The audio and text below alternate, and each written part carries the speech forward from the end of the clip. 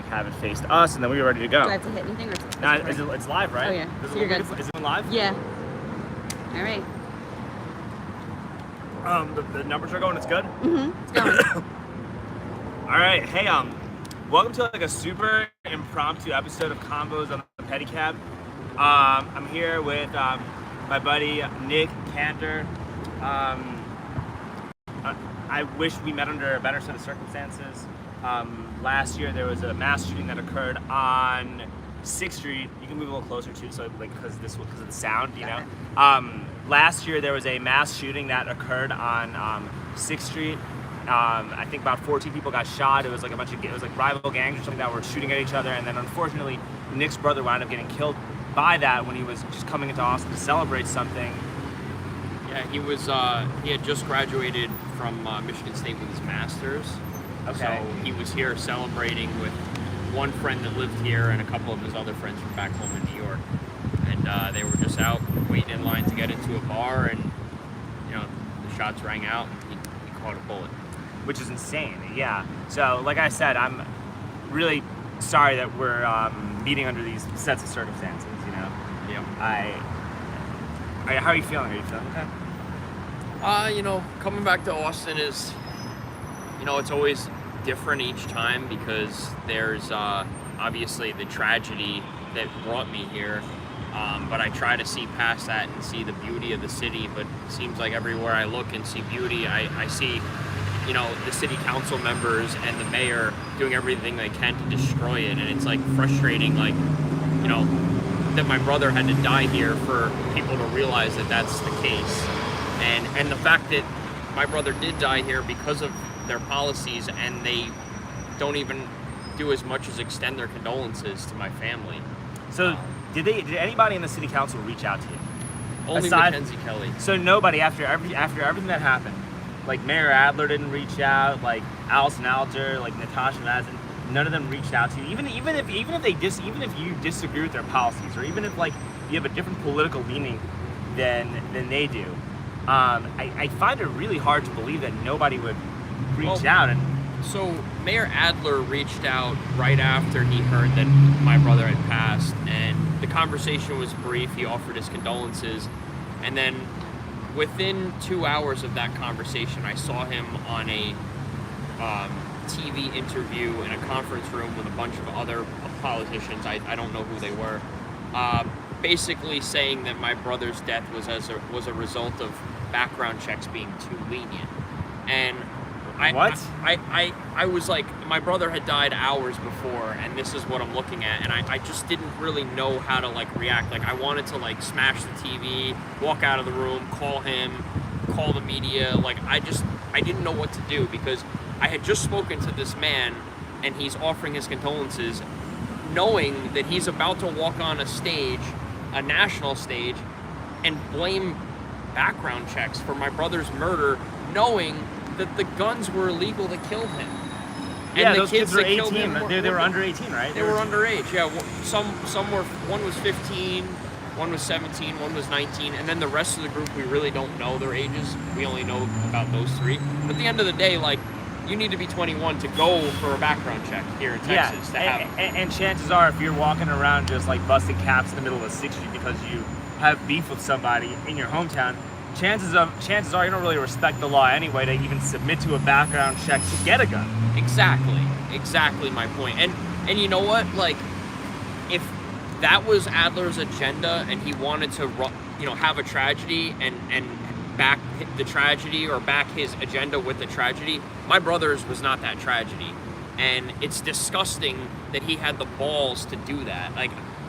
I don't even know, I don't even know the word, because it's not just balls. It's just the disregard for my family's grief, my brother's life. Well, it's disregard for human life, or human suffering. That has not, unless it has to do with what you believe in. And not once did he ask me how I felt.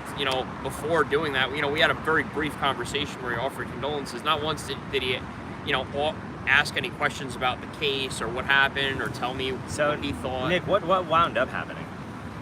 So basically, where we're at now, one guy is charged with the murder of my brother, and it seems like that's all that's going to happen. There's no additional charges, meaning there was a mountain of evidence against the guy who actually pulled the trigger, as well as his constituents. But do you even know that that was the guy? Because there was literally a squad of people just shooting at each other with stray bullets flying everywhere.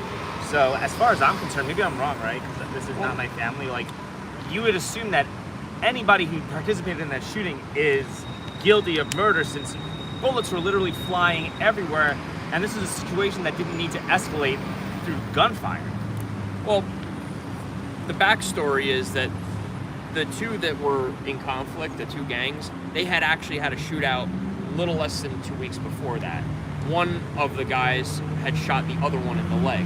So this was a continuation of that conflict that just spilled out onto 6th Street because they couldn't get away with it where they normally have conflicts because the police show up. So in Austin on 6th Street with a crowd of people, no one's going to be able to... And so they deliberately went to 6th Street to do this, knowing that the cops are overworked, knowing that they could get lost in the crowd of people, and knowing probably through word on the street that the district attorney was not going to prosecute them. I would say that's a very fair statement to make, given what I know now about the city and its failure to prosecute crime. I think that's exactly what happened and continues to happen. My brother is one of 98 people murdered last year in Austin on 6th Street as a result of gang violence. That didn't happen before Garza got in office. There weren't murders on 6th Street. I mean, I'm sure there were. It wasn't to the same level and the same degree. I agree with pretty much everything you're saying, but I think that in agreeing with you, there's got to be it's got to be framed in the lens of reality, in the lens of how cities are growing, and in the lens of what's going on, right? So what you're saying is true, and your brother would most likely 90% probably be alive based on what you're telling me, if we had a different set of people governing our city, right? Right. Agree with you 1,000%. But the murder rate in Austin is also increasing because the population of Austin is increasing, and things are getting super unaffordable. Also a different kind of population. Well, less people are, yes, there's that. Less people are owning homes. When less people own homes, there's more poverty, there's less civic involvement. Right. And when you have a factor of those things, it's a lot easier for people with like bad intentions or with intentions that are solely based on greed to hijack a city. And this is starting to happen in Austin. And you know, people, they'll say, well, Austin must be terrible, it's really bad, like it's really gone to shit. And I'm like, well, no, it hasn't. And the reason I'm saying that is because I know, based on how these trends work, that it's going to get a lot worse. Yeah. And then eventually it will get better long after these council members are out and replaced with, the right people. But they're not going to be replaced with the right people. Not in the short term. Not this coming year. People are still, like, every single councilman candidate has pronouns in their bio that's running. Pretty much is running for all these offices. Yeah. And the other one conservative, and there's two conservatives that are running, right? One dude's just kind of like old. There's like this old, like boomer type conservative who's very nice guy. But he just doesn't have any, like, he's a little clueless with how to communicate with guys like us. Right. Yeah. And most guys like us are not as aware of this stuff. You through a tragedy, me through having a job where I get to ride a tricycle, for a living in jiu-jitsu, and so I have time in my hands to like look into things. Yeah, exactly. Most people our age don't. Yeah. So we have this luxury. Most people our age do not have that luxury. So you need people who with like charisma to communicate what's going on, right? And we don't have any we don't have any candidates with that charisma. And or the candidates who have the charisma to do that are just running in a district they just have no chance of winning.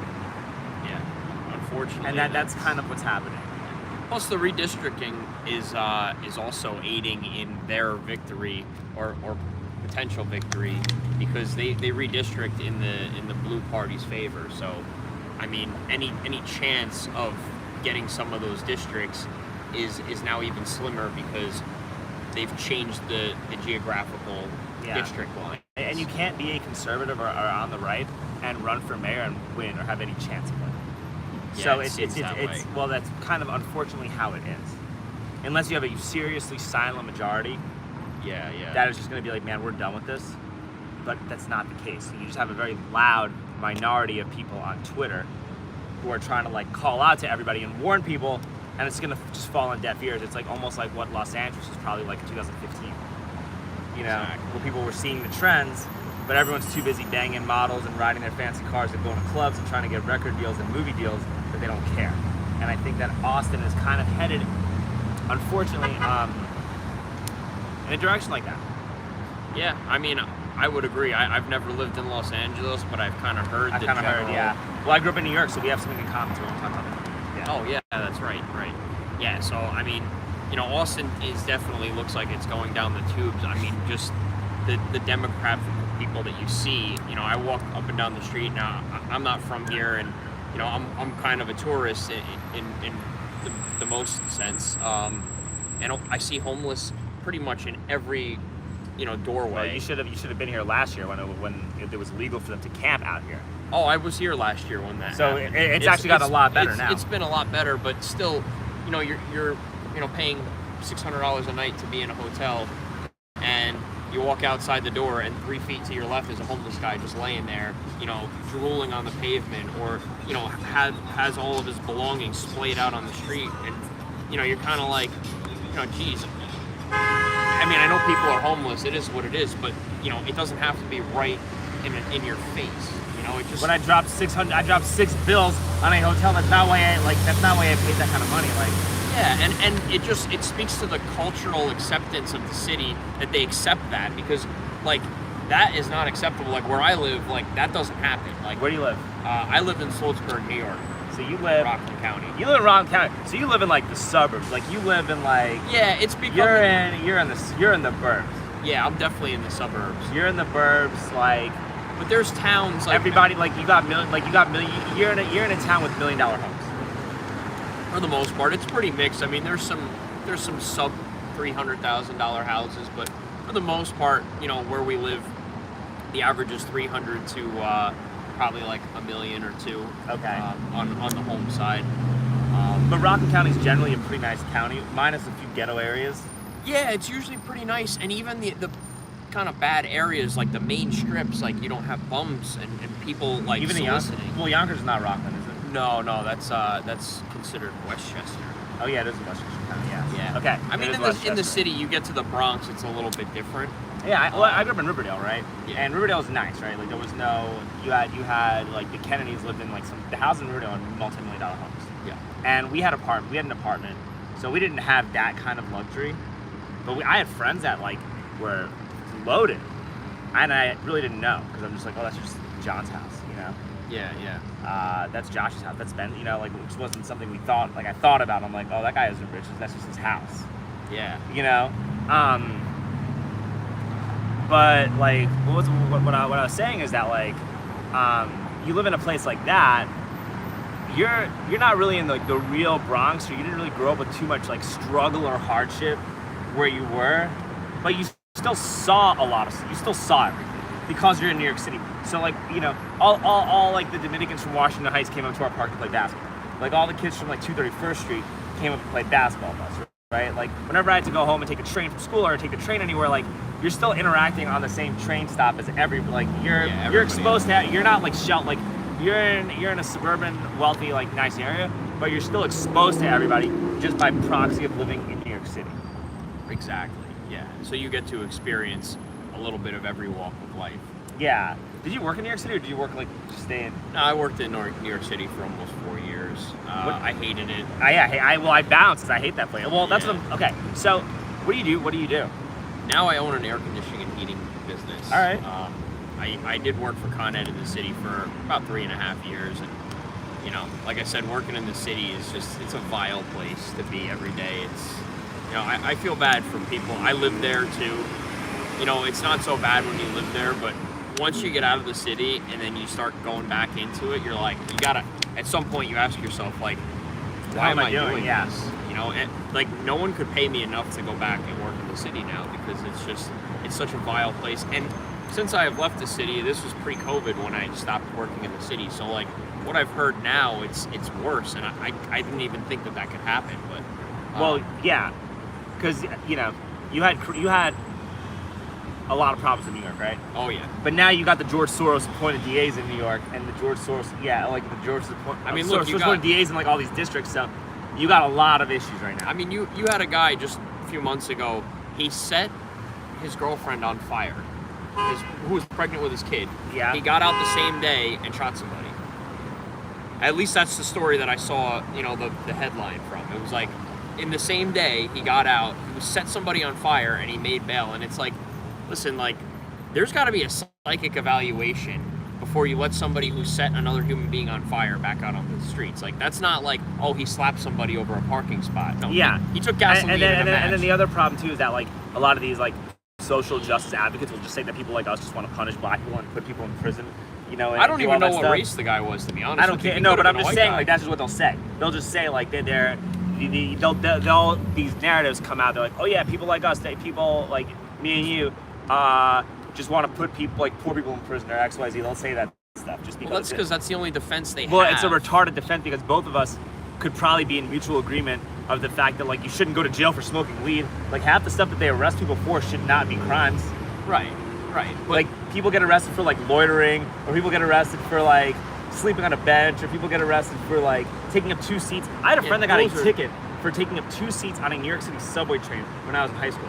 Yeah, that's why and that's why I can say I understand where these far left policies come from, because there were some injustices with, you know, people going to jail for, you know, sitting on a park bench or sleeping on a park bench, like stuff like that. People should never be in prison for. But when you we flipped. They went way too much the other way. I mean, where it's like it's not within the scope of reason. It's like we had a guy who raped somebody, got convicted, and they gave him like some kind of probation for raping someone, and he's just fucking not in jail. Yeah. Raped his fucking ex-girlfriend. There's a Fox News article about it. And like, you know, a lot of people don't understand that what rape does to a person psychologically is far worse than any physical harm that you can do.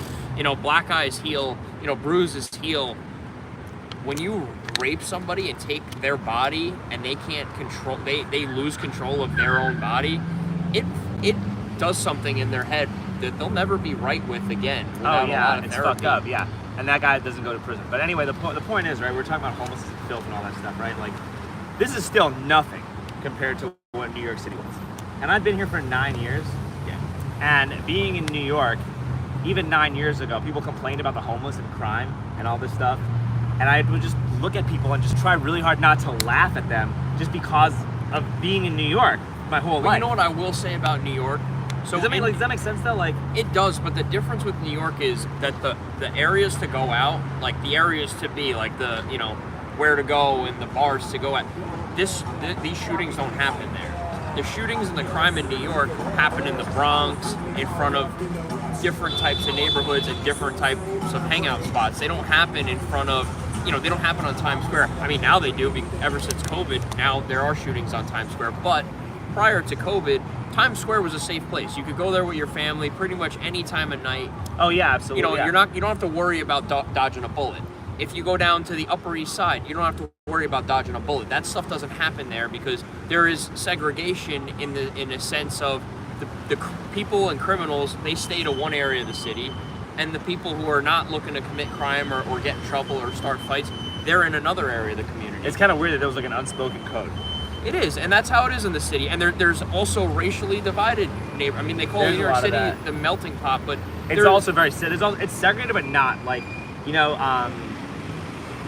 they're like, if you go to if you went to parties with like all the rich private school kids, they were like ghetto ass drug dealers that would go to the parties and hang out, and everybody socialized and hung out and did all that stuff, right? Yeah. So there's probably some kind of rule. It's like, don't mess with these guys, like, because we have to do these guys are like, we don't want heat on us, right? So they're just like, yo, we're not. There would literally be like these rules, like these unspoken rules of, hey, there are certain areas that you're not allowed to go into because if something were to happen, there will be heat on. And not only that, but there'll just be more heat on like whatever the community is, so they just wouldn't do it. The areas in New York City that stuff, that kind of crime and gang violence is not acceptable, you would get yoked up and thrown in jail. Like you weren't gonna walk into Times Square and you know, start a conflict and pull out a gun and nobody does anything. Here on 6th Street, because they defunded the police, it seems like that's what happens, and the cops are like, yeah, we got to do our job, but hold on, like if we really do our job and somebody gets shot, am I gonna, am I gonna get in trouble? Is something gonna happen? Even if we do something and get this guy, if the DA is not going to cooperate with us, what's the point of us even trying? Exactly. Yeah, it's not a healthy environment. I had a motorcycle get stolen from me in October. Oh, really? Yeah, This from year? my apartment complex.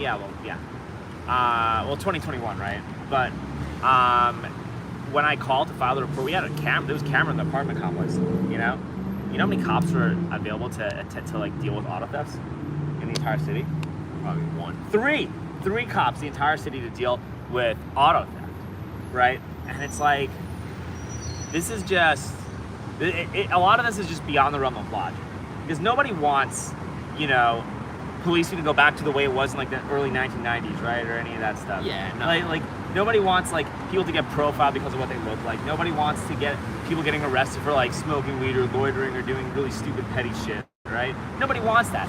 But like, with that being said, if police departments can't fulfill their basic responsibilities of keeping the community safe, then when the backlash does occur, you will literally go back to that, and nobody wants that to happen. Yeah, and that's 100% correct. Like, you couldn't have said it better. Nobody wants people just want to feel safe. I mean, like, nobody wants a speeding ticket. Nobody wants a no seatbelt ticket. Like, people. So that's retarded. No seatbelt tickets are fucking stupid. Like, they should not be giving no seatbelt. I tickets. totally agree. That's retarded. Like, it's your own prerogative. You don't want to. Yeah, wear that's your a choice, seatbelt. dog. Like, well, why are you getting a ticket? That's literal money laundering. Is when they do stuff like that. Yeah, and you know what? If it's with good intentions, and why don't, instead of us paying a fine and getting away and getting out to do it again, put a point on my license for not wearing a seatbelt because you want me to be safe. But me just paying you because I didn't wear my seatbelt, that basically just sends a message. I can do whatever I want as long as I can pay for it. Yeah. And that's why some of these very, very rich people can do whatever they want, and there's no consequence. Well, the problem too, man, is that like you don't have. We were talking about like charisma amongst conservatives. And there's also like, and this goes back to it because there's like a very big lack of nuance in the pro-police crowd. Yeah. Because like someone like if Mackenzie were here right now, right, hypothetically, and I love Mackenzie, she's great, okay? Not talking shit about her. But if like Mackenzie were here, and I'm like, yo, Mackenzie, why are they arresting people for smoking weed? Mackenzie, why are they giving seatbelt tickets? That's retarded. Like, why are we doing that?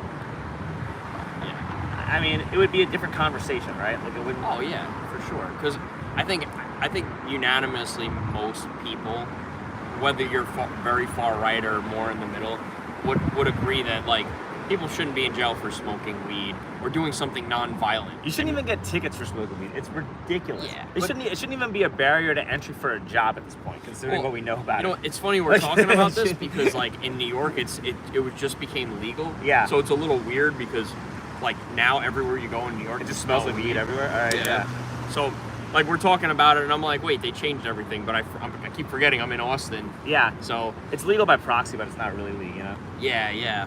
I mean, honestly, now that it's legal in New York, it's like that much less stuff cops have to worry about. Yeah. And like, at the end of the day, like the guy that's smoking weed is not the one you have to worry about being a career criminal, robbing a drugstore and robbing. It's the guys he's that probably are doing. The guy that's not going to be doing it because he's going to be chilling and having a good. Yeah. Yeah, it's the guy who's addicted to painkillers, Xanax, prescription drugs, heroin, cocaine. Those are the people that do these crazy things and kill people.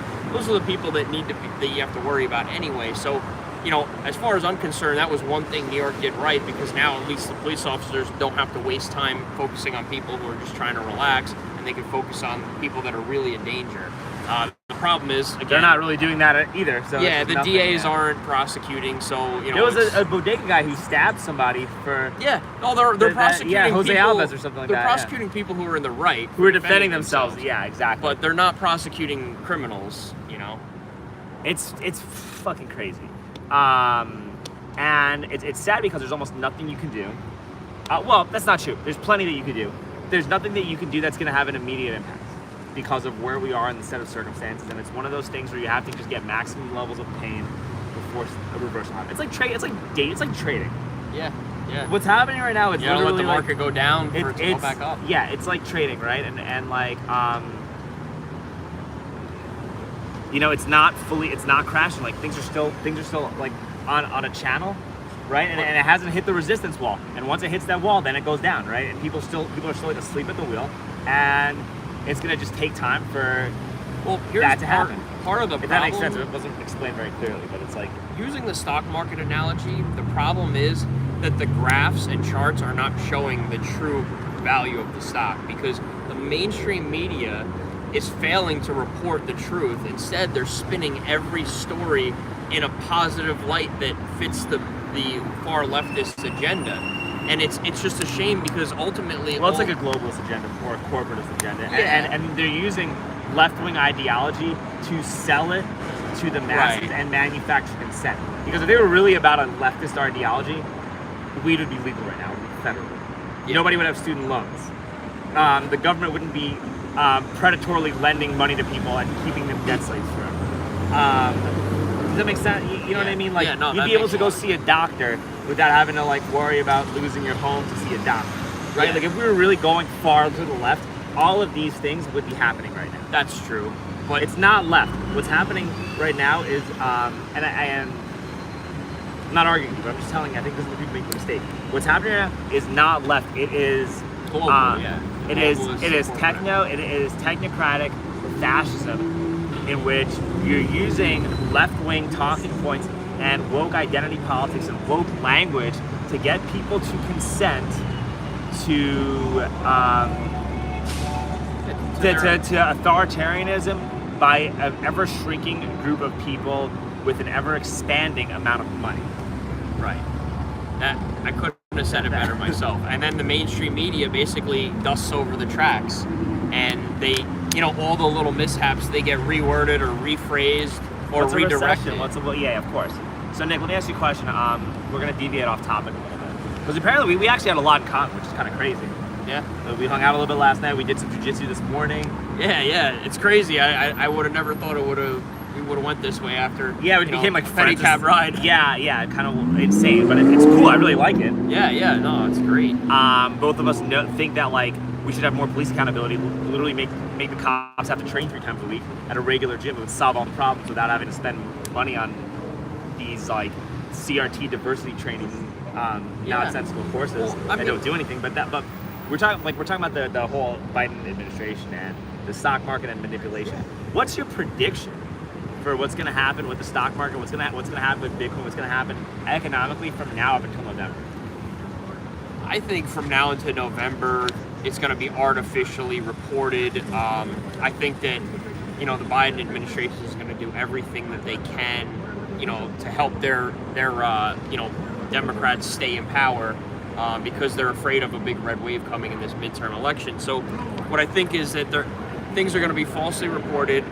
I don't know if it happened down here, but I got a check from the governor of New York, Kathy Hochul, just because she's trying to bribe everybody to vote for her. What you got?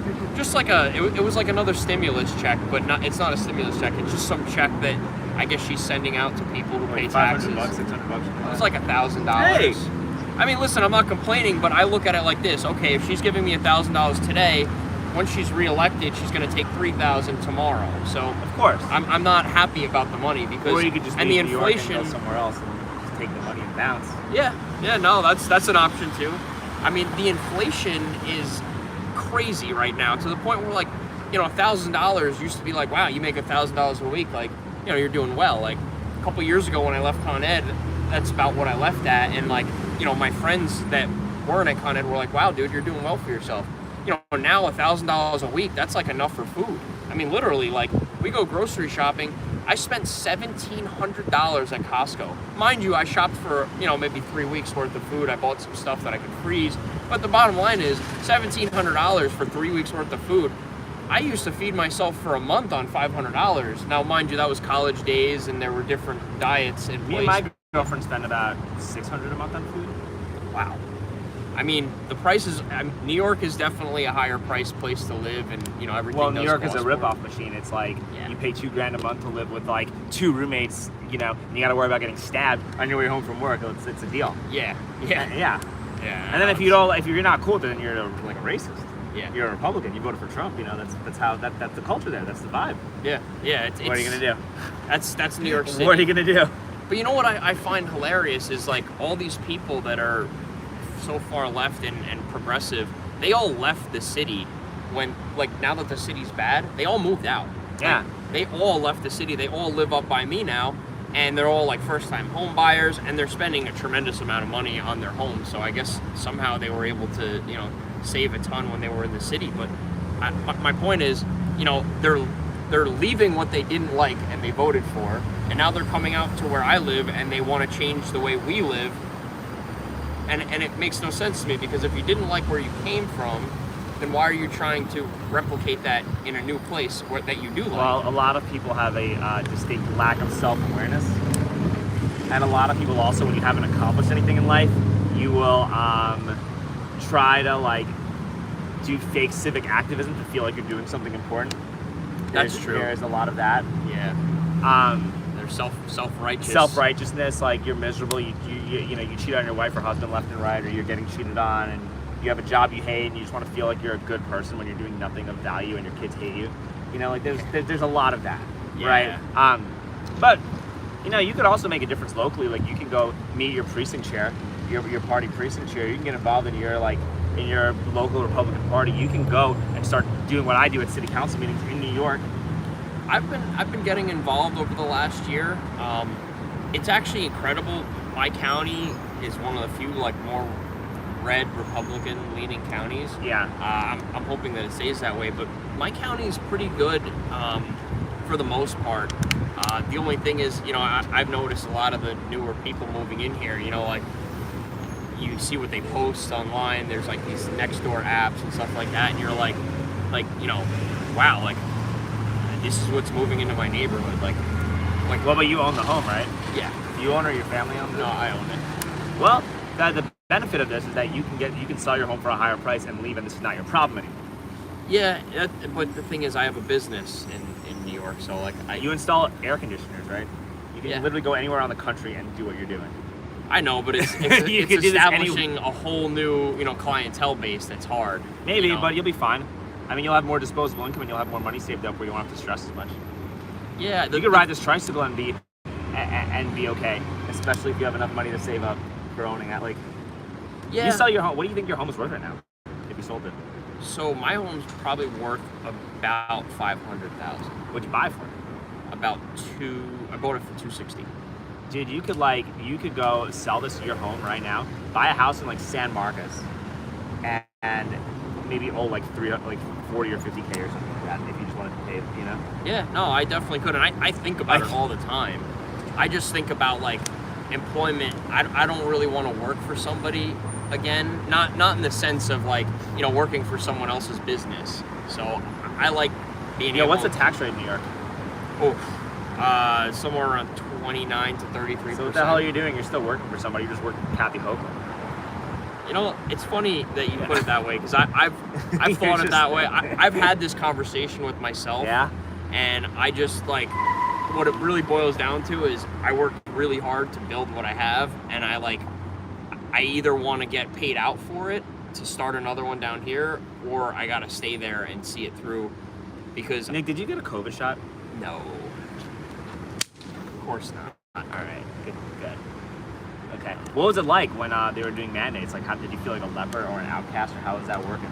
To be honest with you, I thought that everybody who got that shot was like, you know, drinking the Kool-Aid, and I'm like, is everyone brainwashed, or does, like, People capitulate You know, out like- of fear, like lack this- of. A lot of it is fear. A lot of it was like, oh, I'm gonna lose my job. I'm way over in my. I got bills to pay. Like, I'm gonna lose my home. I got a family. I got XYZ. People got bullied into getting that shot. my fiance? There's a lot of that. My fiance was a nurse in Sloan Kettering. All right. For 3 years. She got fired because she didn't take the vaccine. Hey. You know, all right. And the worst part about the vaccine mandates for me was, you know, her crying that, you know, for a year she worked in healthcare. She's a diabetic. She worked on the COVID floor through the whole pandemic, and she was a hero. And then one day they just said, okay, you know, you have to get the vaccine now. If you don't, you're fired. And if you don't agree with us, you're putting your patients in jeopardy. You're a selfish piece of crap. You don't deserve to be a nurse. You should be stripped of your license. And it's like, wait a minute. Like, yesterday she was a hero. Now she's a complete piece of shit, and they ended up firing her for not taking the vaccine. Mind you, this vaccine, we don't know what it does to diabetics or people that want to have kids. Her and I would like to have kids. Well, that's the point. They don't know, but they also have been going on. People have also been going on record saying like, we need to reduce the world's population to climate change. But like back to what I was saying, we're live on YouTube, and the vaccine is really safe and effective. Everyone should take the vaccine, and it's really good for you. And I love Joe Biden; he's the greatest president of all time. But anyway, yeah, all those things. Yeah, you know, I gotta say, it's just amazing, like the raw I don't know if stupidity is the word. I think it's more of just a blatant trustfulness in the government for no reason. You know, like nothing about, like, using the vaccine as an example. Like, if I were to walk up to you, a stranger, and just hand them a water bottle, I'm showing you it's sealed, I'm telling you it's good water. Like, some people are going to take it, some people aren't. And there's nothing wrong with that. It's personal choice. You may trust me, where she may not.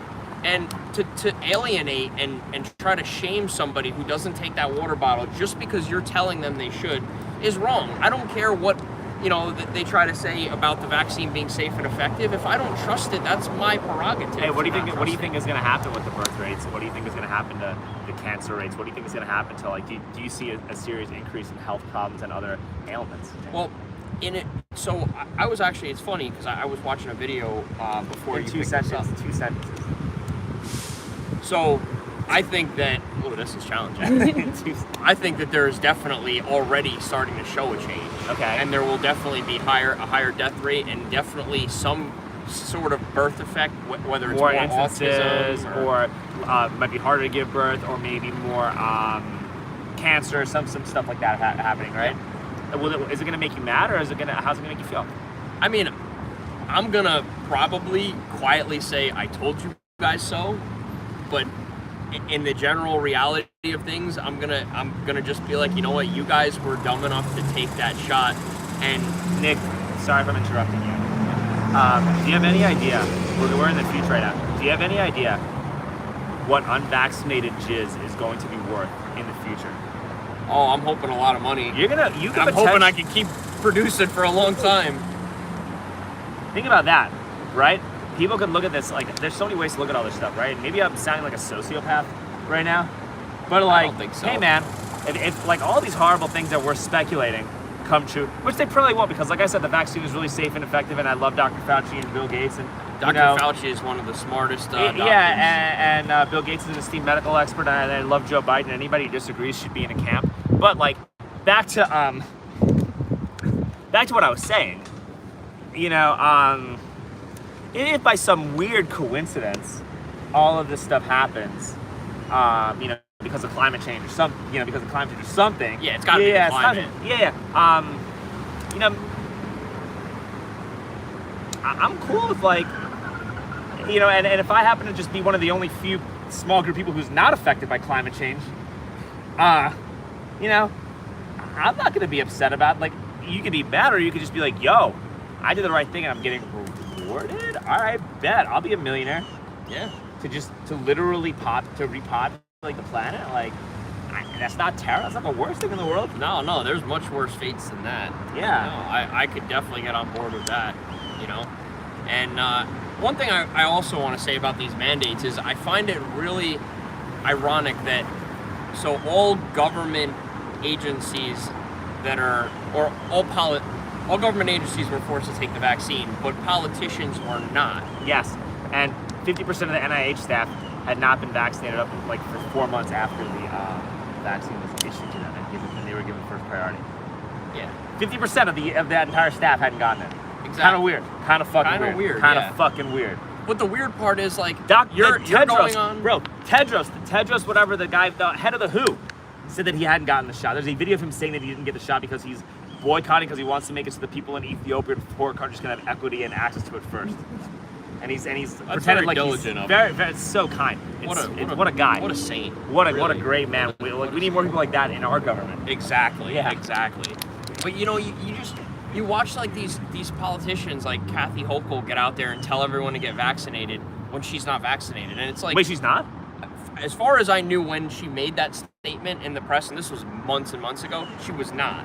And it was like, well, wait a minute, you're telling everyone to get vaccinated, why don't you do it? Like, lead by example, leader.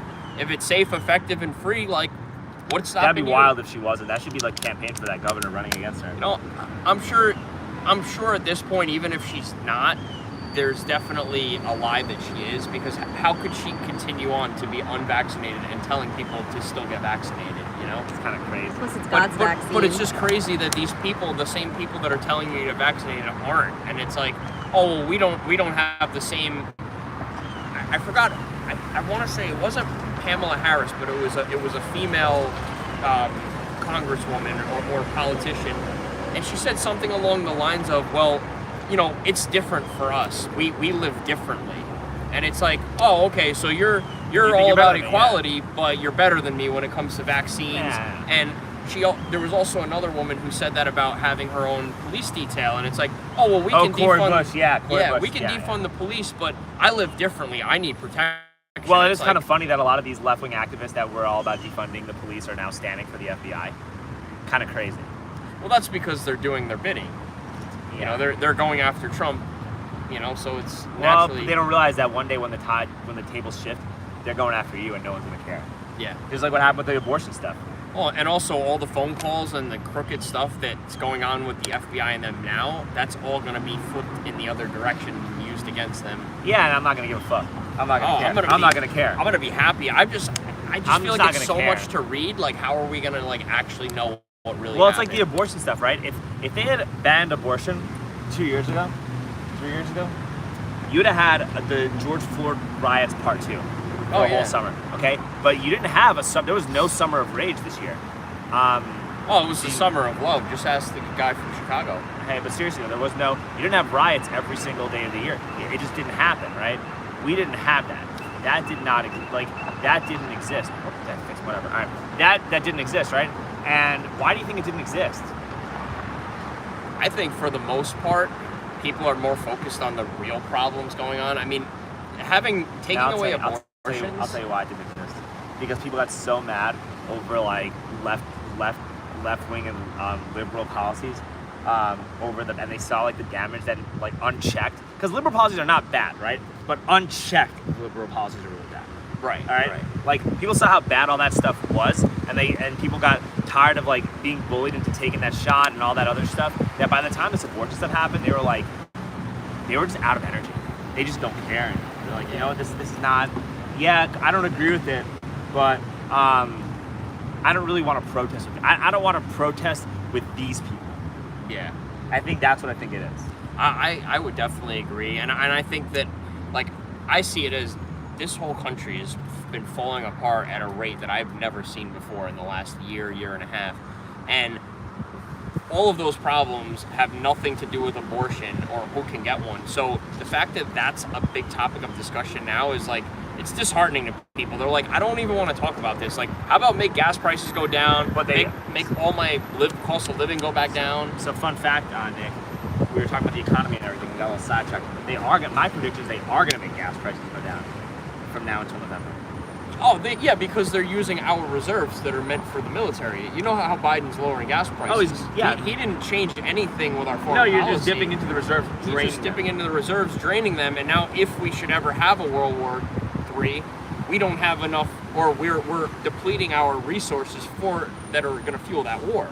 So, yeah, no, that is not the answer to bringing down gas prices, but to the stupid person who may vote in that direction and isn't informed of this information, which is the independent voter, and then you combine that with Roe v. Wade being overturned and the gay marriage stuff, which is fucking stupid. These Republicans should just be like, yeah, gay people get married, we don't care anymore, whatever. Yeah, fine.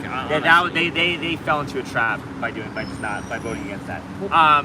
But with those two factors, undecided voters determine the outcome of elections at large scales, and the suppressing gas prices through demand destruction and going into reserves minus these social mistakes that Republicans made,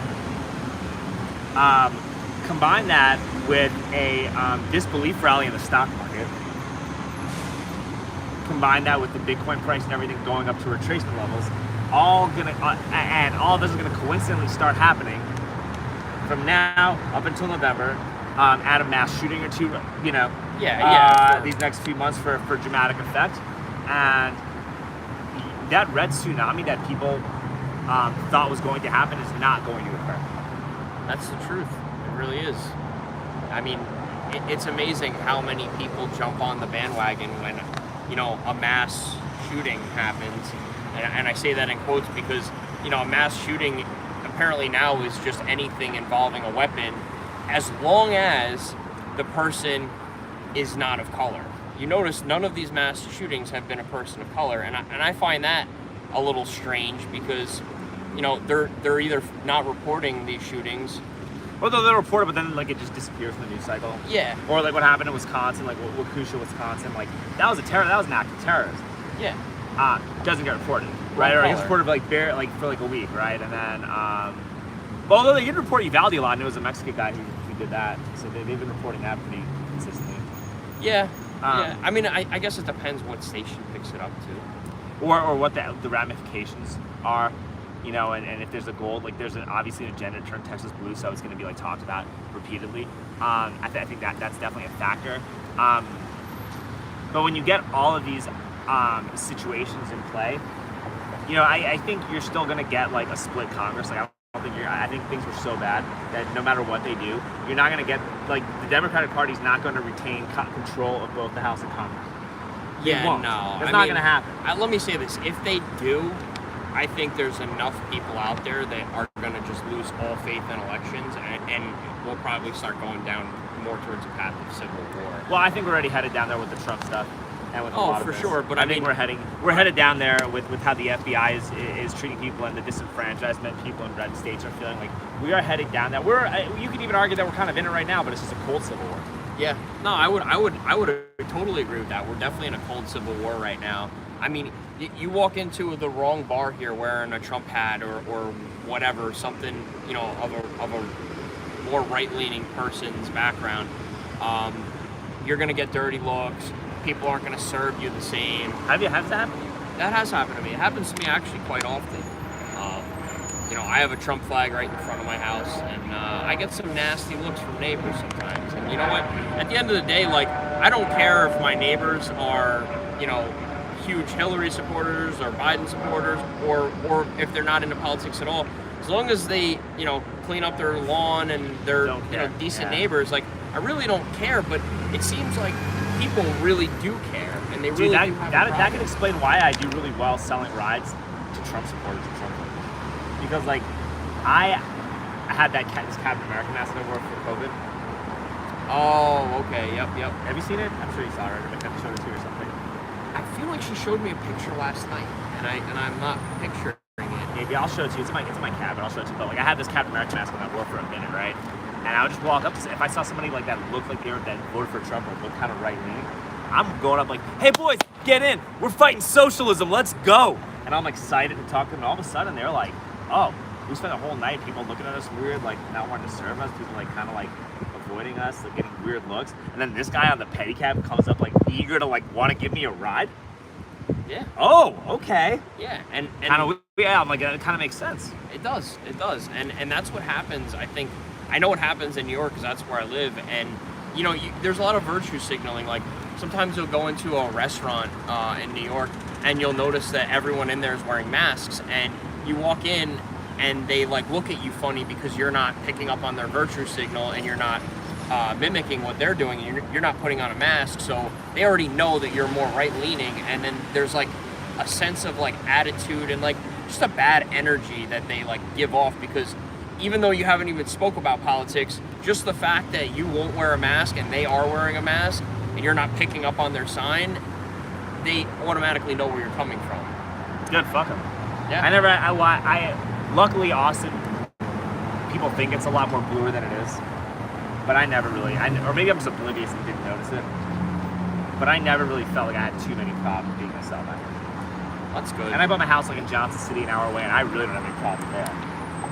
That's good. I mean, I've heard Texas is mostly a red state. I mean, I've really only been here in Texas, so I really don't have Even much blue to gauge. Texas, like Texas leftists are not as fucking crazy. Like I bet you in New York City leftists, like they're the worst because it's like, yeah, the only way you can afford to live in New York City is if you have money.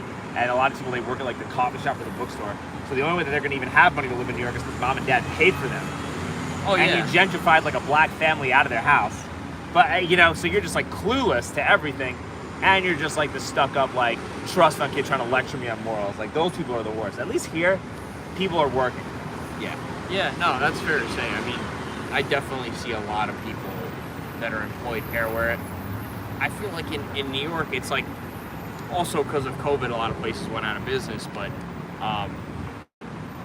it's like you either have, you know, people that want to work and they're like, you know, part of the group, or they're just like totally, you know, living at home. They don't do anything. They don't want to work. They don't want to. Nobody wants to grow. Nobody wants to like invest. Nobody wants to like build their net worth. Like all that stuff. It's a problem. And then those people are the ones that end up voting blue because they feel like they can identify with the bum on the street. It's just that they're more fortunate and that they have parents that can support them, and the bum on the street doesn't. So they feel guilty and self-pity because they say, "Oh well, you know, I'm no better than them. I just have a better place to sleep I have because of my privilege." birthright." Yeah. And I do understand that that's privilege to an extent, but you know, that's the wrong way to look at the world. Like, Yeah, I think a lot of people have that mentality because you look at yourself and you're like, dude, I like don't really do very much in my life, so like that bum could be me. yeah. If it But wasn't I don't for think my of parents. myself. I don't think about my life like that. I'm like, I'm never gonna live like that. Fuck that. You know? And the funny thing is when their Got, like, parents can no optimism, longer bro. support them, they probably will end up like that unless they wake up and grow up and get a job and join the workforce. But you know, Or unfortunately, find a job that can allow them to grow and have a vested last. yeah. And unfortunately, I blame the parents because it's their fault. I mean, as a kid, like, you know, if nobody tells you that you need money or you have to go to work and somebody just feeds you every day and washes your clothes and does everything, you're not gonna just naturally like get up and figure all this out. Like, or every time you cry, they just give you what you want. Like, what do you expect's gonna happen? yeah, you're Bro, just it gonna can happen. you're just gonna cry for what you want. You're never gonna try to work for it. Yeah, it's And, dangerous. you know, it's bad. It's bad. I do think before we go, because we've been talking for a minute, I know you got stuff to do. It would be cool to get a drink if there's time. So I want to wrap up in like next 5 minutes, something like that. Because we Yeah. talked for a minute. Yeah, we gotta get back. We should probably we were gonna leave like before 5. So how far are we from the hotel? 5 minutes. Oh, okay. So if we get back by like, 5 minutes. And if there's a motor on this thing, you'll get there in 5 minutes. all right, Okay. You're gonna be fine on that. yeah, because we gotta change too. Of course. Wait, you're gonna speak at City Hall. You're actually doing a speech right now. What are you? I mean, most of what I want to say is geared towards thanking the police officers. Because they were heroes. Like they literally brought people to the hospital. Yeah, they did, and not only that, but they do a thankless service every day, and all they get is repercussions for showing up and doing their job. They have people. When you saw us at the bar the other night, just before you had walked in, one of the APD officers was behind Mackenzie, and some guy was like, you know, like mimicking him and acting like he was gonna, you know, punch him in the back of the head. Like he was just basically like, you know, torment, like trying to tease him. Yeah. And you know, he didn't care because he gets it all the time, which is even worse because, you know, I looked at him and I'm like, dude, you know what's going on behind you? And he goes, yeah, it happens all the time. Like the fact that you have to wake up Or every you can't day- go to a restaurant without worrying about somebody going like spitting in your food or some shit like that. Like, that's fucking wild. Yeah, and like what do? You literally show up to work and you try to help people. Like, Yeah, these but guys aren't given People also need tickets. to understand that not every police department operates in a monolith. Yeah, well, Right? Like the police in Austin are great. You know, they answer the call when they can and take people to the hospital and do what they got to do, right? In most, like especially in that case, they were legit heroes. Yep. You know, but the police in Canada were like beating the shit out of truck drivers, right? Yeah. Because they were protesting against mandates. Police in New York were removing 9-year-old girls from amusement parks or museums because they didn't have a vaccine. You know, Yeah. police in Uvalde. Well, we know what happened, right? So, like, I think there's got to be a shift, and we're getting there, but there's got to be a shift between, like, there's got to be a shift in the balance between, like, you can support law enforcement while also criticizing law enforcement at the same time and be open about it. And I think that like our police departments, like our police chiefs or union heads, like if you see what happens in Canada, they should be tweeting like, yo, we will never do that shit in Austin, just letting you know. Yeah. Do you know what I mean? Or they're not those kind of guys, yeah, you know. we will never do that stuff in Austin. This will never happen here. Our cops are trained way better. What happened in Uvalde is a tragedy. These cops should resign. Like, you should have police officers in other jurisdictions vocally criticize what happened. Yeah. And then there was another video I saw where like this white dude, there's a white cop and a black cop, right? And this white cop was getting physical with like this black dude that they were gonna arrest.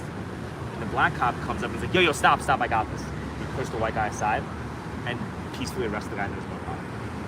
And like that should be shared everywhere. Like that was fucking. Yeah, absolutely. And then you should say like, this guy's great. If I were the mayor of that city, I would like take him to dinner. I'd invite him into my office. Like that's exactly how you do things. Like, and I think we got to do a better job of like encouraging like good stuff in a way that like sells the benefit of like, yo, just have a functioning police force, bro. Like, it's not rocket science. Yeah. And you know what else? I think a lot of the bad stigma about the police department comes from, you know, the politicians wanting money in a slush fund from the police giving traffic tickets, because when you pay for a traffic ticket, it's a slush fund for the city to dip into and use at their discretion.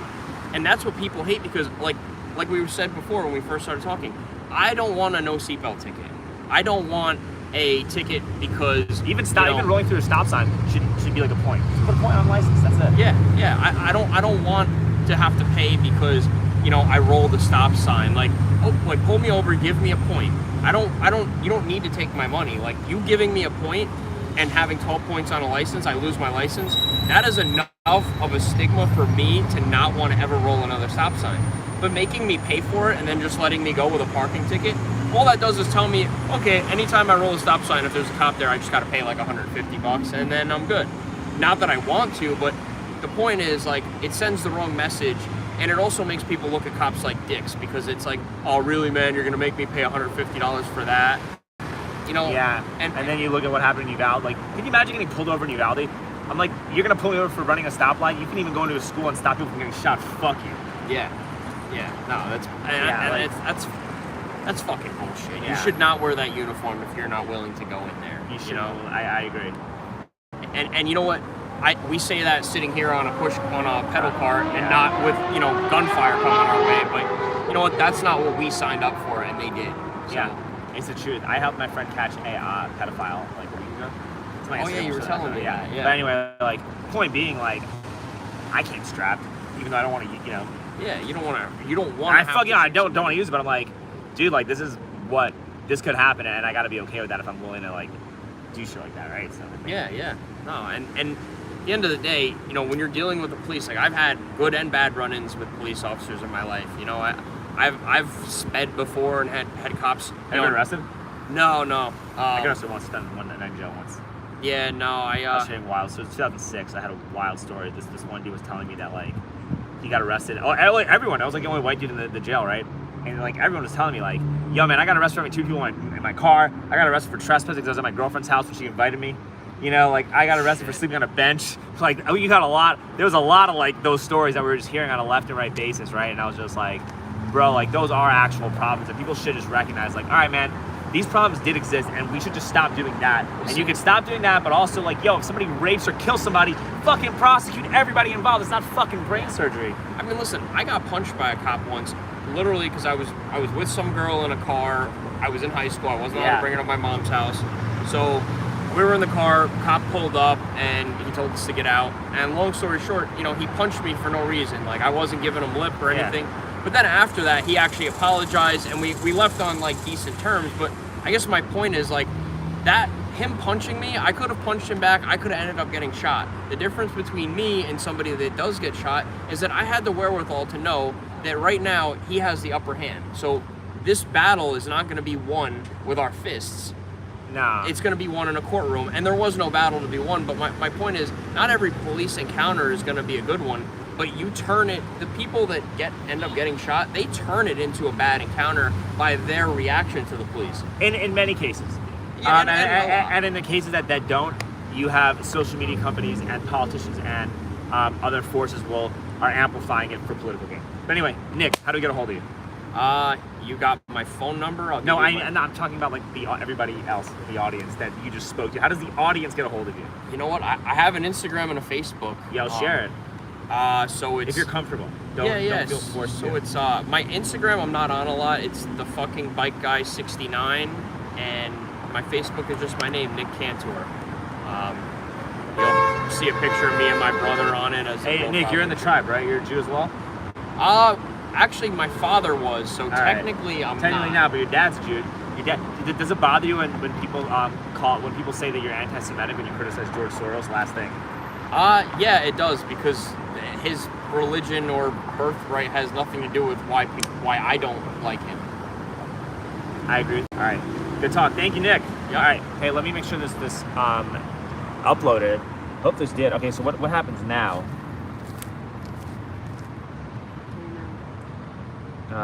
Share. Share in a post, create post. What happens on this? Okay. Wait, you know what you normally do? I've never done a live thing before. Okay, so this is what he always does. no. He usually does podcast. Yeah, well I know. All right, so I guess I would share. save highlight too, just in case. Maybe.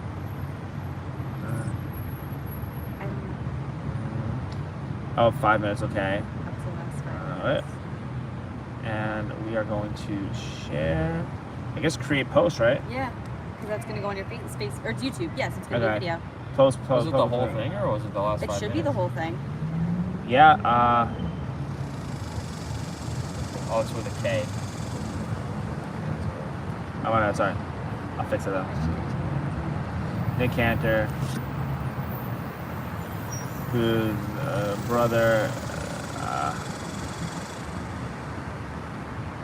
got shot by a stray bullet in a gang fight last year on 6th Street.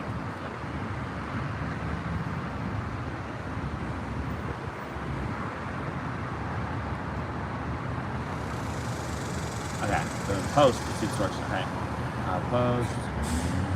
All right, well let's see. We shared it, and then okay.